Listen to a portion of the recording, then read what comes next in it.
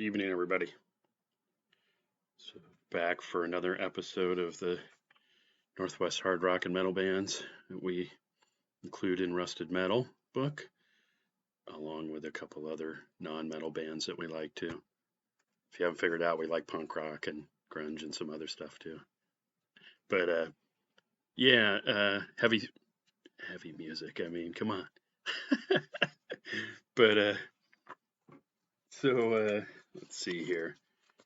So this week we got F, letter F, and this isn't that great of a thing, but it's a little sticker from Fall from Grace.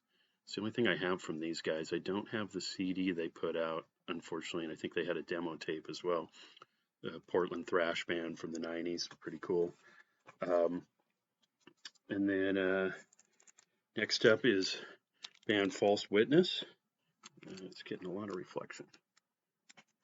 There we go. Got a plastic sleeve on it. So these guys were a British Columbia band, evolved out of Genghis Khan, some members of Dragon as well, some metal bands up there. These guys were kind of a progressive metal band. I think late, like 89 or so, they got together on through about the mid 90s. This is Arcane Steel that I believe did a Heir Apparent reissue at one point. They do these numbered of 1,000 CDs, and this has their both sets of demos that they did, which is pretty cool. Peter Jarpid, the bass player, was real helpful with a lot of information on his bands for Rusted Metal. And then next up is, if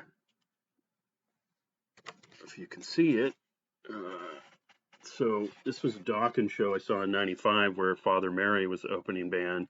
It was a Portland metal band fronted by Brian Allen, who most recently was here with Trauma, which was Cliff Burton's band from Metallica originally. Long gone, of course, when he joined Metallica at the time. But I think there was the original drummer and another, maybe the bass player was the other original guy. And Brian sounded phenomenal. So besides Father Mary, he had some other bands, Bloodstone and a couple others. He also did a Judas Priest tribute back then. More recent years before Trauma, he fronted Malice when they did reunited for a while and did a new record, and also Vicious Rumors for a bit. So next up, we got a thrash metal band, Tacoma guys, Faustus. It's pretty cool. This was the CD they put out, I think on their own label. It's pretty good stuff though, so that's kind of cool. They were like early to mid 90s to late 90s, I think maybe was when they finally split up. Of course, these guys are pretty well known.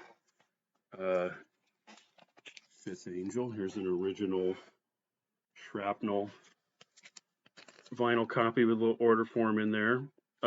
These guys, there's a couple other things too. A couple color vinyl reissues Metal Blade did in recent years. Second album, and a reunion record, and they're doing another one, Third Secret. They did this as a 3-piece, originally as a 5-piece band, but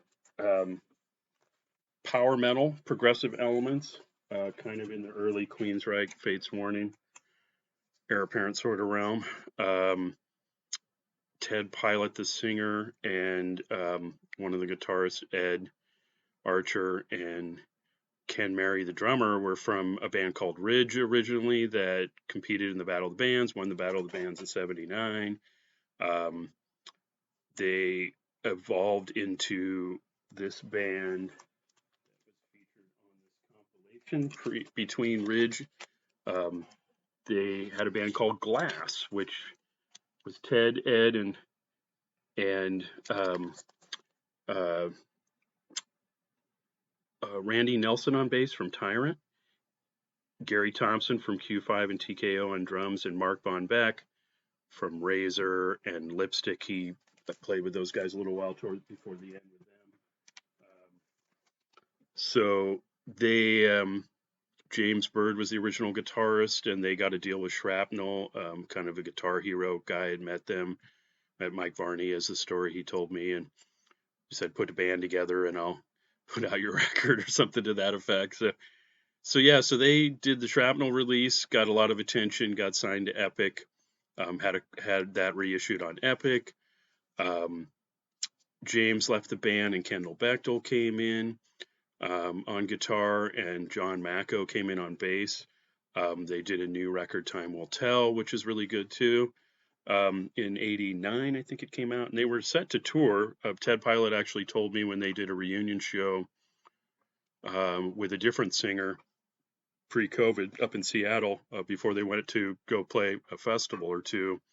He said they actually were supposed to tour with Ozzy, and it fell through. And I ended up seeing that tour, and it was Winger we got instead of Fifth Angel. So would have rather seen Fifth Angel. But yeah, so there's a couple CD reissues that happened, wrong liner notes, which they unfortunately used again with some bad information on the reissue, so it's kind of goofy. But nevertheless, great band. Glad I got to see them even for a reunion show, because they never played any shows back in the day. The Ozzy thing never happened.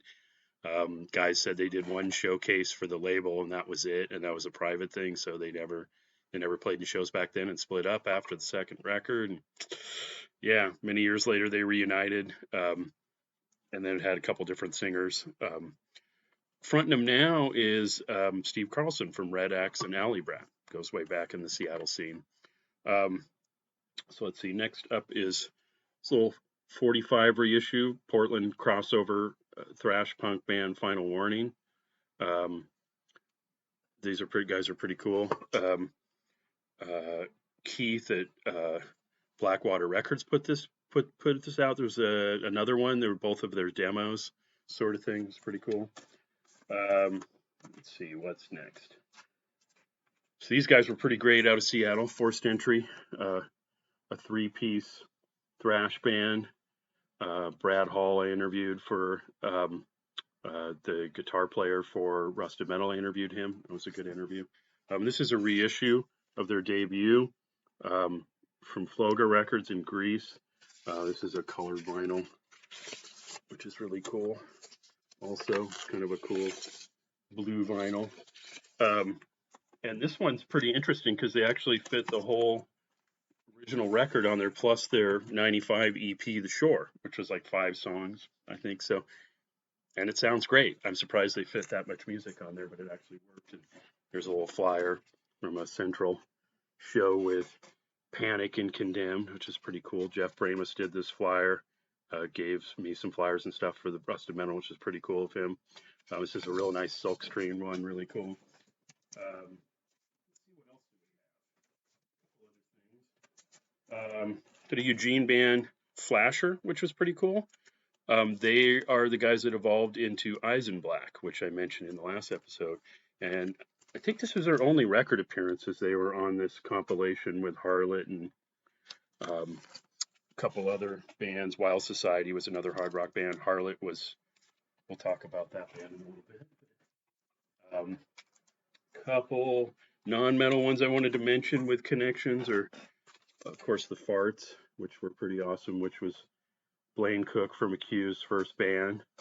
A lot of these guys went on to do other things too, different bands and stuff after Farts split up. This was a reissue of a bunch of their stuff from Alternative Tentacles back in the late '90s, I think this came out, so it's pretty cool in poster and stuff.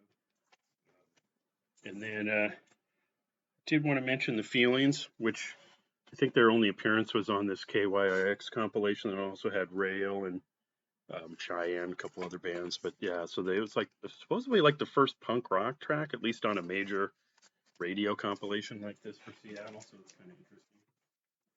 A couple other ones I wanted to mention was Far Cry, which I don't have their original tape or the CD reissue, which I'd like to get, but that was Ronnie Monroe's first band, or I should say as actually second band. I think he was in a band before that, which is escaping me off the top of my head now, but Paladin. Yeah, so but Ronnie Monroe's from Metal Church, now Vicious Rumors, he's fronting. Far Cry also had Dennis Turner from Q5. So like I said, they had like a 5-song demo tape. Some retrospect or somebody reissued it on CD at a number of years back. So that's kind of cool. Let's see, who else do we have? Family was a band, 90s post Bitter End for Russ Stavanovich. I guess it was actually initially formed before he joined Bitter End, and then they kind of reformed it. Played a lot of shows with Nevermore and different bands at that time. Um, and then Fade to Gray was kind of a short-lived thing. Post Myth band with Kelly Gray and a couple of the other Richard Gibson and Randy Gain on keyboards, with a couple different guys, a couple different singer and uh, Scott Carruthers on drums. That band kind of evolved into different things like Fire Choir and the Dog Days, that were some of the bands that Kelly did before he kind of went more into production stuff. Um, so yeah, so I think that's it pretty much. Um, there was a couple other bands I imagine I'm probably missing, but they're in Rusted Metal. So again, pick up a copy if you don't have it. It's a pretty good reference guide. People seem to think over 600 bands, band bios in it, almost 100 interviews, concert listings. All of it spans, discography, studios, clubs, the whole thing spans from 1970 to 1995. All right, thanks everybody. We'll see you next week.